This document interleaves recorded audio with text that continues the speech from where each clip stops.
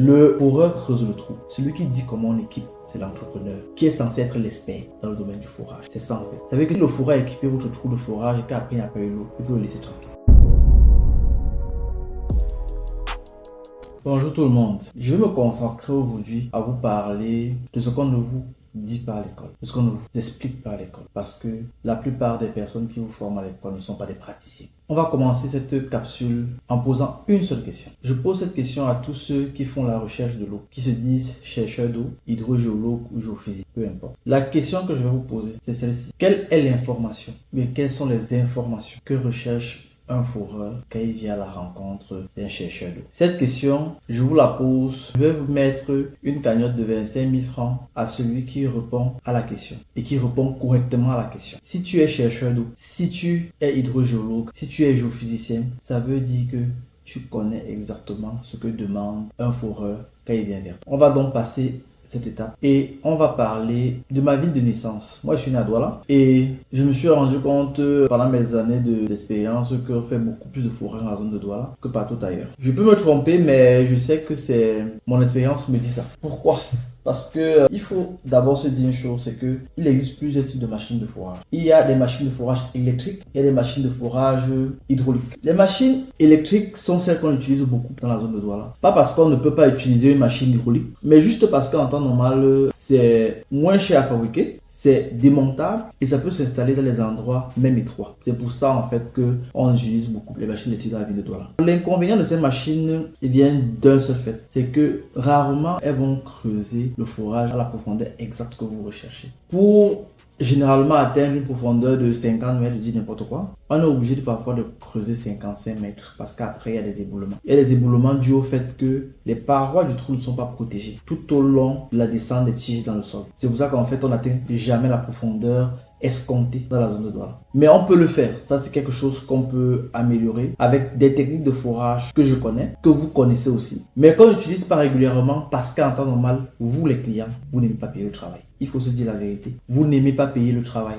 J'ai décidé de commencer par la ville de Douala aujourd'hui. À Douala, qu'est-ce qui se passe? À Douala, c'est le sédimentaire. Je l'ai dit dans une précédente vidéo. À Douala, ce sont des dépôts de sédiments qui viennent de n'importe où. Ça peut transporter par l'eau, par l'air, par le vent, ça vient de n'importe où et ça vient des sols préexistants qui existent déjà ailleurs et ça vient s'accumuler dans la zone de Douala. Parce que quand on parle de Douala, j'évite de parler du littoral parce que dans le littoral, il n'y a pas que le sédimentaire, il y a aussi la roche parce que même état aidé, on est dans le littoral, mais là, c'est une zone rocheuse. Donc, comme je disais tantôt, à Douala, voici comment on travaille. On a une machine de forage électrique. Pour la plupart du temps, qu'on vient, on dépose sur le terrain du client. Après avoir fait l'étude, bien évidemment, on commence à creuser. Ce qu'il faut se dire, c'est qu'à Douala, le sol est, on va pas dire meuble, mais il n'est pas très résistant. Et on utilise ce qu'on appelle le trilam. Quand on fore au trilam, on appelle ça un forage de reconnaissance. On avait dit qu'on explore le sol pour avoir une idée des obstacles qu'on va retrouver dans le sol. Et quand on a fait ce sondage de reconnaissance, il vient ce qu'on appelle l'alésage. On fait l'alésage avec le tricône. Ce tricône vient aléser le trou pour le rendre un peu plus droit. Et pour le stabiliser, généralement, on compte sur deux choses. La première chose, on compte sur le naturel. Le naturel, c'est pourquoi? Parce que le sol de Douala est généralement, c'est une alternance d'argile et de sable. Dépôt argileux, dépôt sable. Quand on fait un trou dans le sable, il va s'effondrer forcément. Même s'il reste stable, il va s'effondrer. C'est pour ça que généralement, quand on veut faire 50 mètres, on se retrouve en train de creuser 55 mètres parce qu'on sait qu'il y aura des retombées qui vont nous faire atteindre la profondeur escomptée. Mais comme j'ai dit, c'est dépôt argile-sable. Avec le trilam, on fait de la reconnaissance jusqu'à une certaine profondeur. Ensuite, on prend le tricône et on descend pour aléser le trou. Ce qui se passe dans la zone de Douala, c'est que mes amis foreurs ont commencé un peu à tricher.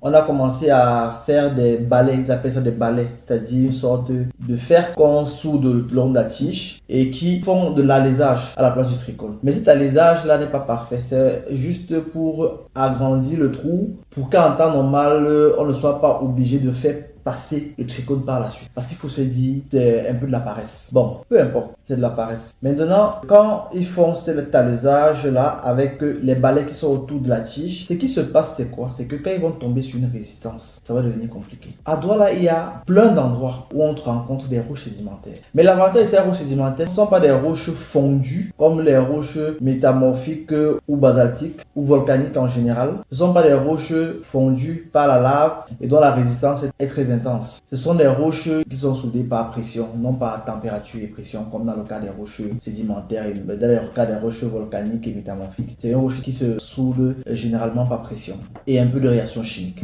Donc généralement à Douala, on rencontre des roches sédimentaires comme le grès, les poudingues et les argilites. Mais vu que c'est dans le sol, généralement on ne maîtrise pas le type de roche qu'on va rencontrer. Ma petite expérience m'a fait remarquer que généralement quand on tombe sur une résistance, la tige a tendance à glisser. Quand la tige glisse sur la roche, on la ressent. Le fourreur la ressent. Elle glisse, elle n'évolue pas. Elle glisse, elle n'évolue pas. Généralement, ça c'est une roche sédimentaire faite exclusivement d'argile, qu'on appelle les argiles. Cette argilite-là, elle est lisse. C'est pour ça que le trilame, généralement, il glisse dessus. Il glisse dessus sans évoluer. Si c'était du grès ou du pouding, ça veut dire qu'à l'intérieur, il y a un peu de sable. Ça devait s'effriter un peu plus vite et on va pouvoir le traverser avec le trilame. Généralement, ce que les gens font, c'est qu'ils comptent sur le poids des tiges pour traverser la résistance. Une fois qu'on a mis peut-être 15-20 tiges dans le sol, si on tombe sur une résistance, ils vont insister avec le trilame pour que le trilame crée un trou au niveau de la roche et puisse s'introduire au fur et à mesure et traverser la résistance. Ce que ces gens font, c'est de la paresse. Je m'explique. En principe, vu que le trilame, c'est un forage de reconnaissance, quand on tombe sur une résistance, on change d'outil. On prend directement le tricône. Il y a les tricones, bon, disons deux types, que moi je connais pour le moment et qu'on utilise dans la ville de Douala. Il y a une forme de tricône qu'on appelle le mumbale. On va dire une tête comme un marteau, mais arrondi, avec des dents. Lui, il a la capacité de ronger la roche parce qu'il est vraiment solide avec un poids vraiment important. Il ronge la roche sédimentaire et la traverse en un rien de temps. Mais il y a aussi un autre type de tricône qui, lui, a des formes d'hélices, des petits cônes en forme d'hélice qui tournent. Et ces hélices-là, quand ça atteint la roche, le mouvement de rotation de la tige se fait. Elle aussi, elle rote en même temps qu'elle ronge la roche. Ce type de tricône a aussi la faculté d'être très efficace quand il s'agit d'alléger un sol argile. Quand on traverse des couches d'argile, pour alléger le trou. Vu que quand on traverse des couches d'argile, après avoir traversé, cette argile gonfle, elle s'épaissit. Ce type de trilame est très utile pour alléger ce trou et justement le décret de gonflement des argiles dans le trou de fourrage. C'est pour ça que vous voyez, quand un trou n'est pas bien allégé, vous voyez souvent, quand vous descendez quelque chose dans le trou du fourrage, ça ne descend pas de manière fluide, il faut qu'on insiste. Et quand on insiste, ça veut dire que l'argile a gonflé. Cette argile va fermer les crépines quand on va l'installer dans le trou. Et quand les crépines sont fermées, tout le monde sait que l'eau n'entre pas dans le fourrage. C'est un peu ça. Donc, comme je disais tantôt, le tricône est là pour alléger le trou. Et le tricône a la capacité de ronger la roche sédimentaire plus vite que le trilame. Quand vous utilisez le trilame sur une résistance, vous tuez ce trilame. Un trilame dans la ville de Douala actuellement coûte entre 250 et 300 000. Et même jusque-là, ce ne sont pas des trilames de très bonne qualité, c'est des trilames d'occasion. Quand on prend un trilame pareil et qu'on introduit dans un sol et qu'on tombe sur une résistance, quand on n'a pas le tricône, on est sûr à 100% qu'à la fin de ce forage, on va prendre ce trilame et on va le jeter. Pourquoi je dis ça? J'attire votre attention sur ce phénomène parce que les entrepreneurs de forage ne sont pas conscients de ce genre de difficultés. Quand ils louent votre machine de forage, ce qui se passe, c'est quoi? C'est qu'ils se disent qu'avec votre outil, vous allez traverser toutes les couches du sol. Je ne refuse pas. C'est de la responsabilité du foreur d'avoir tous les outils pour travailler. Je ne refuse pas. Sauf que aujourd'hui, on entend des prix bizarres dans le forage. Je ne veux pas indexer les gens, mais vous payez les prix que vous payez pour les forages. Vous oubliez une chose. Il y a l'usure de l'outil. Vous ne payez pas l'usure de l'outil qu'on utilise pour creuser un forage. Parfois, on fait un forage et l'outil, on le jette et on achète l'eau. Ça n'a pas été rentable pour le forage. Ça n'a pas été rentable pour le propriétaire de la machine. Parce que lui, quand il achète un outil, ça doit lui faire minimum 10 chantiers pour qu'il puisse rentrer dans ses frais. Mais vous les entrepreneurs, je dis, parce que les clients ne connaissent rien de ça, c'est vous les entrepreneurs. Quand vous donnez votre argent, vous croyez que juste avec l'argent que vous avez payé, on peut vous faire un trou de 200 mètres, alors que vous ne payez pas le prix qu'il faut. Aujourd'hui, quand on tombe sur une résistance, les personnes les plus conscientes, ils vont chercher un tricône parce qu'il y a des gens qui ont des tricônes à Douala et qui les mettent en location. Ils vont chercher un tricône qu'ils louent pour descendre dans la résistance. Parce que il faut se dire une chose, quand vous louez une machine de forage à plus de 3 jours, ce n'est plus rentable pour le propriétaire de la machine et pour le foreur. Parce que vous voulez faire des économies. Ou bien, vous ne vous y connaissez pas très bien. Je mets ça sur le coup de l'incompétence. Vous insistez généralement pour que le foreur finisse le travail comme il a commencé. Vous refusez de louer un tricône pour qu'il puisse traverser la résistance. Quand un foreur met sa machine et qu'il creuse, dès qu'il tombe sur la résistance, s'il décide d'appeler l'entrepreneur pour lui dire que bon, je suis sur la résistance, je ne peux pas traverser, il faut que je loue un tricône, il va refuser. Il va dire non, insiste. Ça va percer. Insiste, ça va percer. Sauf que quand tu insistes, ça tue ton trilame. Et lui ne vient pas acheter ça avec toi après. Il estime que l'argent qu'il a donné est suffisant pour gérer tout ça. Bon, c'est la réalité du métier. Mais je vous dis, c'est la mauvaise façon de travailler. Aux gens qui apprennent le métier, ce sont des réalités qu'on ne vous apprendra pas à l'école. C'est pour ça que je vous demande de vous former. Même quand vous vous lancez dans l'entrepreneuriat, dans le forage, formez-vous. Apprenez à facturer normalement le travail. Ça va éviter qu'il y ait toujours ces chicanes entre le foreur et l'entrepreneur, ou bien entre le propriétaire de la machine de forage et l'entrepreneur. Il faut avoir un trilame et un tricône. Le trilame, comme je l'ai dit, c'est pour la reconnaissance. Le tricône, c'est pour traverser les zones résistantes. Donc, ce tricône, il coûte très cher. De par son diamètre, il coûte cher. Mais généralement, un diamètre 8 pouces, 8 pouces à peu près 200 mm, et un diamètre 8 pouces, je peux vous dire que vous pouvez facilement l'avoir autour de 1 million. Un tricône neuf de bonne qualité. Donc, quand on achète un tricône neuf à 1 million, parce qu'en occasion, vous pouvez l'avoir à 500 000, mais parfois 300 000, mais c'est déjà usé. Ça n'a plus la même efficacité. Et quand vous l'achetez neuf à 1 million, les entrepreneurs de forage, vous savez que le prix que vous payez ne vaut pas l'outil qui est dans le sol. Parce que parfois, l'outil peut même se perdre dans le sol. Et si on perd un outil pareil dans le sol, ça ne représente même pas le prix d'un forage que vous facturez. Vous connaissez à combien vous facturez le forage? Moi, je ne vais rien vous apprendre. Ça ne vaut même pas le prix de la location de la machine que vous payez. Et quand on vous demande de louer ce tricône ou bien de payer l'usure de ce tricône, parce que ce que vous payez, c'est pas la location, vous payez l'usure de l'outil. Parce que nous, quand on gagne les marchés de forage, ce qu'on facture au client, c'est l'amortissement de la machine. Ce qu'il paye, c'est pour amortir la machine par rapport à ce qu'on a dépensé pour l'acquérir. C'est ça en fait. Vous ne payez pas la location de l'outil, vous payez l'usure de l'outil. Quand on met cet outil à votre disposition, généralement, cet outil s'use. Et pour rentrer dans nos frais, il faut qu'on vous facture cela. Et vous refusez de payer.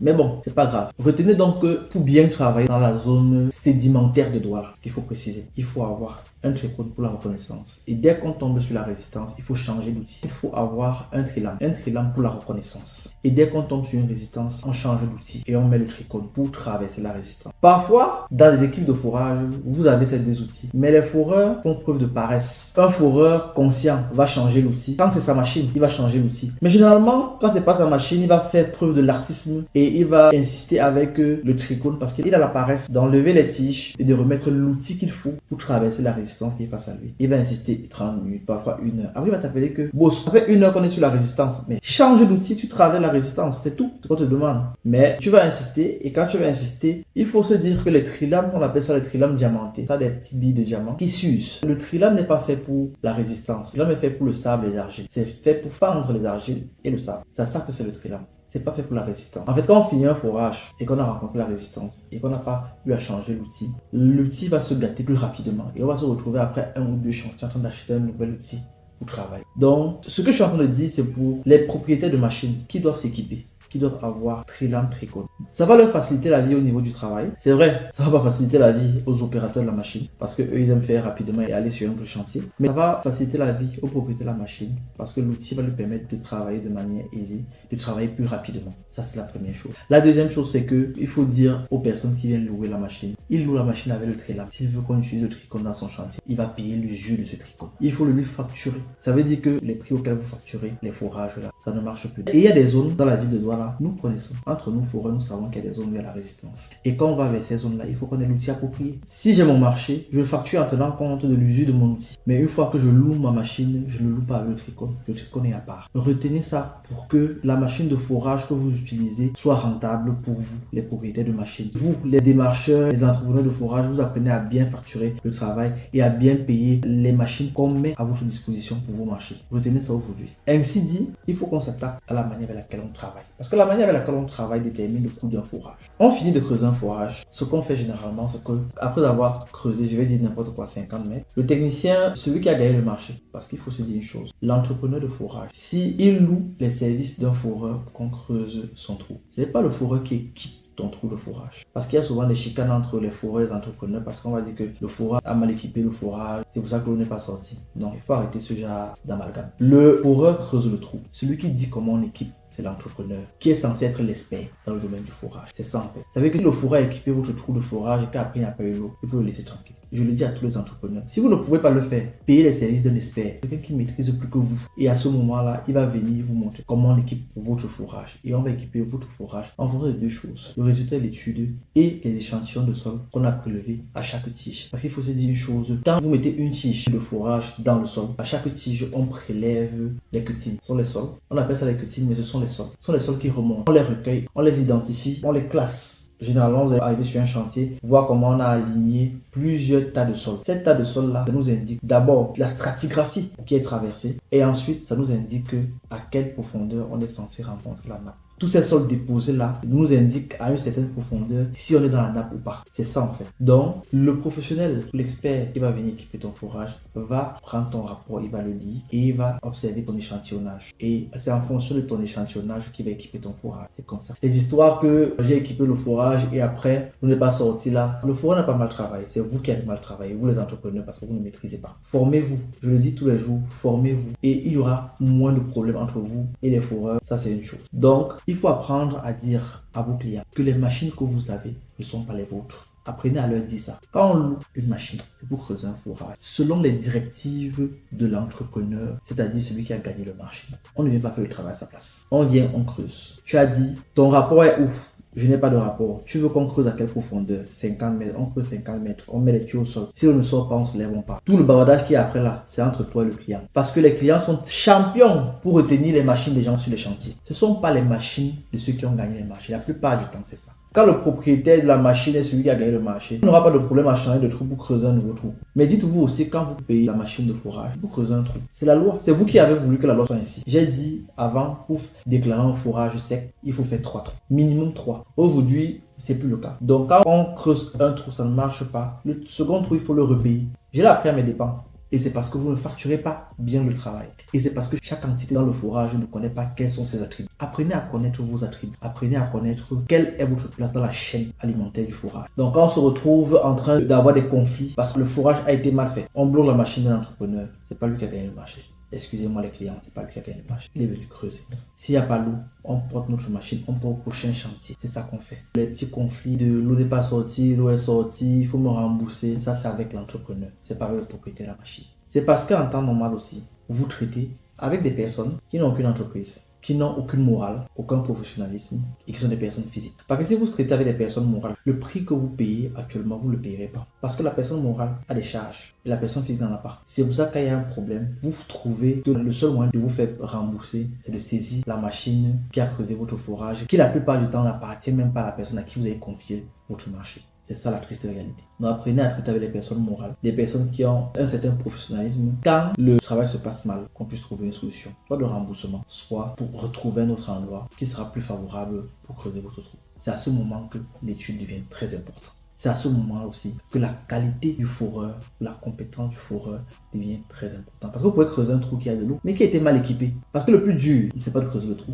Le plus dur dans un forage, c'est de l'équiper. C'est ça le plus dur. Donc, formez-vous. Je me rends compte que beaucoup de gens tombent à l'intérieur dans ce monde sans se former. Parce qu'une fois qu'on a creusé 1, 2 trous et que l'eau est sortie, on se trouve qu'on est expert. Pas du tout. Autre chose que je vais vous dire quand vous creusez un forage, ça c'est quelque chose que vous ne faites pas souvent, que vous ne faites presque jamais. Il y a dans le forage, quand on introduit les crépines ou bien on introduit les tuyaux dans le sol, autour du tuyau, parce que le diamètre du trou est plus grand que le tuyau. On appelle ça l'espace annulaire entre le tuyau et le trou du forage. C'est dans cet espace annulaire qu'on verse ce qu'on appelle le massif filtrant. Lui, son rôle, c'est de filtrer l'eau qui entre dans le tuyau. Et l'eau entre dans le tuyau, dans le trou du forage, par des crépines. Les crépines, c'est les tuyaux qui sont fendus. C'est par là que l'eau entre. Lui, son rôle, c'est de filtrer. Sauf que, pour qu'il soit efficace, il faut qu'il soit posé d'une certaine façon.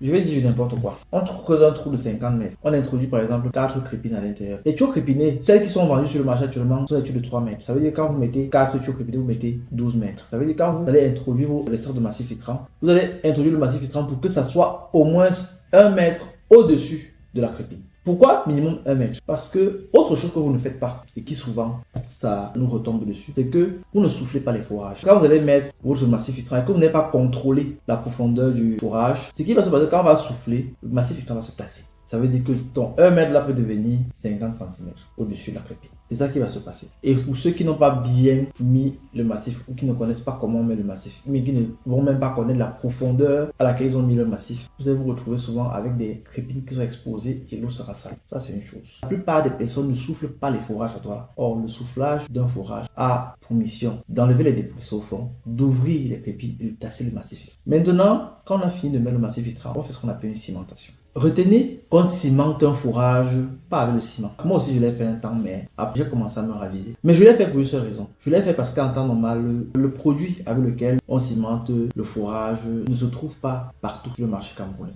On cimente le forage généralement avec ce qu'on appelle la bentonite. La bentonite, c'est une argile. Je vais vous présenter prochainement. Elle peut être en poudre, comme elle peut être sous forme de pierre concassée, sous forme de gravier si vous voulez. Et une fois que c'est en contact avec l'eau, elle s'épaissit, elle forme une couche imperméable. Et quand on dit par exemple qu'on isole les nappes superficielles, on n'isole pas les nappes superficielles. On empêche à ces nappes d'entrer directement par le massif filtrant. Ce qu'on fait, c'est qu'on donne la possibilité à ces nappes superficielles de s'introduire à travers les autres couches du sol, descendre, se filtrer. Parce que je dis toujours, le filtre le plus efficace de l'eau, c'est le sol. Ça veut dire que la sédimentation augmente le pouvoir filtrant de l'eau qui va entrer dans votre fourrage. Et ce polyphore-là, il ne coûte pas 5 francs. Dernièrement, j'ai gagné un marché à la Cité Belge, vers la zone entre ce qu'on appelle à village le Pont-Puant et la Grande Chelle, comme ça qu'on appelle ça. C'est ce quartier qui est à droite, après le Pont-Puant, entre le Pont-Puant et la Grande Chelle. Tout le quartier qui est à l'intérieur, ce qu'on appelle la Cité Belge. À l'intérieur, il y a peut-être 11 blocs, mais c'est encore toute une ville à l'intérieur. C'est une zone polluée et c'est une zone marécageuse. Il faut déjà le retenir ça. Ça veut dire que c'est qui est sûr, il y a de l'eau. Mais le problème, c'est pas d'avoir de l'eau. C'est d'avoir de l'eau à peu près de qualité parce que quand on fait un fourrage,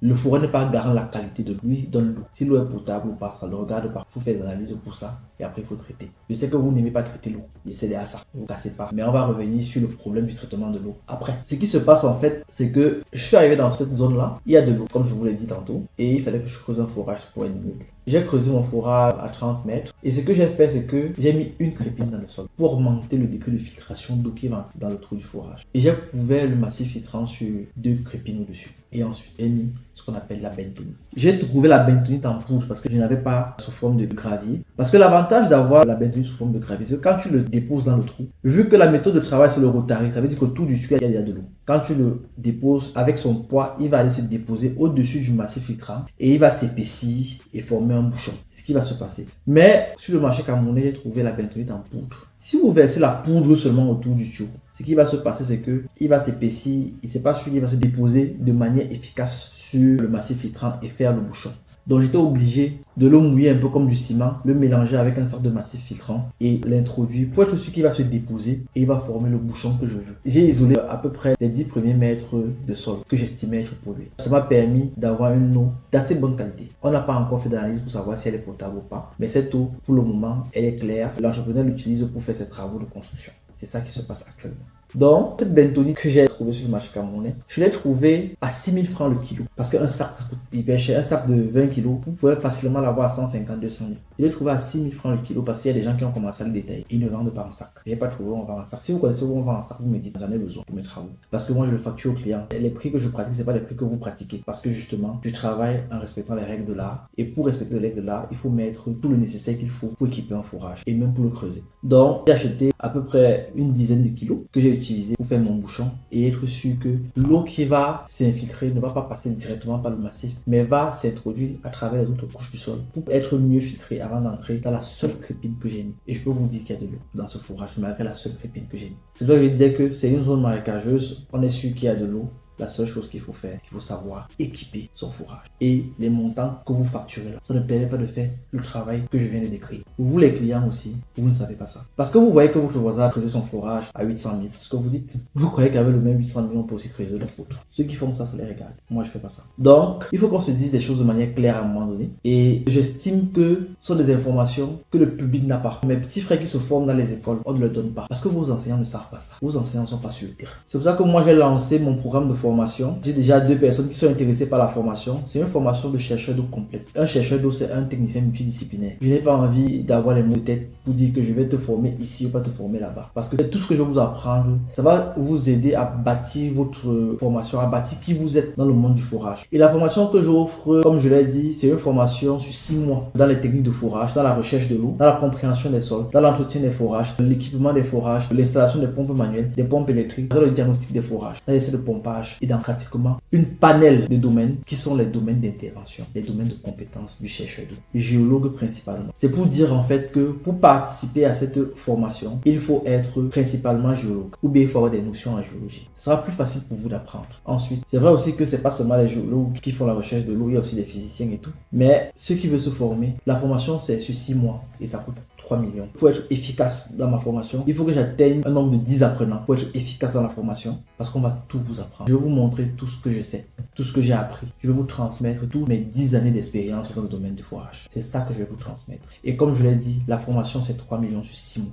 Celui qui n'a pas 3 millions ne me cherche pas. Et ceux qui sont déjà inscrits et qui attendent qu'on lance la formation, prenez votre mal à patience. Comme je vous ai dit, je vais atteindre un nombre de 10 personnes pour être non seulement rentable, mais pour aussi être efficace dans la formation. Je vais vous apprendre ce que je sais dans la ville de Douala, la ville de Yaoundé, la ville de Bafoussam, ce que je sais dans toutes les 10 régions du Cameroun dans lesquelles moi j'ai déjà travaillé. Parce que j'ai travaillé à peu près partout dans le Cameroun. Et c'est ça que je vais vous transmettre. Donc si vous êtes intéressé par la formation, laissez votre nom en bas ou bien remplissez le formulaire qui va s'afficher dans les commentaires. Dites que vous êtes intéressé à cette formation. Cette formation, comme je le dis, je le répète, 3 millions sur 6 mois. Avec ça, vous aurez toute la compétence que j'ai. Toutes mes 10 années d'expérience, je vais vous la transmettre. Donc, sur ce, je vais vous dire à bientôt, à la prochaine chronique. Je crois qu'on va un peu rester un peu plus longtemps dans la ville de Douala parce qu'il y a beaucoup de choses à dire dans la ville de Douala. En ce qui concerne aussi l'entretien des forages, l'utilisation des machines. On n'utilise pas seulement la foreuse pour creuser parce qu'il y a aussi le compresseur pour le soufflage, l'entretien des forages. Il y a aussi le groupe électrogène. Le groupe électrogène pour creuser les forages dans la ville de Douala. On va dire quelque chose dessus, mais ce sera la prochaine fois. Moi, j'ai lancé mon programme de formation. J'ai déjà 2 personnes qui sont intéressées par la formation. C'est une formation de chercheur d'eau complète. Un chercheur d'eau, c'est un technicien multidisciplinaire. Je n'ai pas envie d'avoir les mots de tête pour dire que je vais te former ici ou pas te former là-bas. Parce que tout ce que je vais vous apprendre, ça va vous aider à bâtir votre formation, à bâtir qui vous êtes dans le monde du forage. La formation que j'offre, comme je l'ai dit, c'est une formation sur 6 mois dans les techniques de forage, dans la recherche de l'eau, dans la compréhension des sols, dans l'entretien des forages, l'équipement des forages, l'installation des pompes manuelles, des pompes électriques, dans le diagnostic des forages, dans l'essai de pompage et dans pratiquement une panel de domaines qui sont les domaines d'intervention, les domaines de compétences du chercheur d'eau. C'est pour dire en fait que pour participer à cette formation, il faut être principalement géologue ou bien il faut avoir des notions en géologie. Ce sera plus facile pour vous d'apprendre. Ensuite, c'est vrai aussi que c'est pas seulement les géologues qui font la recherche de l'eau, il y a aussi les physiciens et tout. Mais ceux qui veulent se former, la formation c'est sur 6 mois et ça coûte 3 millions. Pour être efficace dans ma formation, il faut que j'atteigne un nombre de 10 apprenants parce qu'on va tout vous apprendre. Je vais vous montrer tout ce que je sais, tout ce que j'ai appris. Je vais vous transmettre tous mes 10 années d'expérience dans le domaine du forage. C'est ça que je vais vous transmettre. Et comme je l'ai dit, la formation c'est 3 millions sur 6 mois. Celui qui n'a pas 3 millions ne me cherche pas. Et ceux qui sont déjà inscrits et qui attendent qu'on lance la formation, prenez votre mal à patience. Comme je vous ai dit, je vais atteindre un nombre de 10 personnes pour être non seulement rentable, mais pour aussi être efficace dans la formation. Je vais vous apprendre ce que je sais dans la ville de Douala, la ville de Yaoundé, la ville de Bafoussam, ce que je sais dans toutes les 10 régions du Cameroun dans lesquelles moi j'ai déjà travaillé. Parce que j'ai travaillé à peu près partout dans le Cameroun. Donc si vous êtes intéressé par la formation, laissez votre nom en bas ou bien remplissez le formulaire qui va s'afficher dans les commentaires. Dites que vous êtes intéressé à cette formation. Cette formation, comme je le dis, je le répète, 3 millions sur 6 mois. Avec ça, vous aurez toute la compétence que j'ai. Toutes mes 10 années d'expérience, je vais vous la transmettre. Donc, sur ce, je vais vous dire à bientôt, à la prochaine chronique.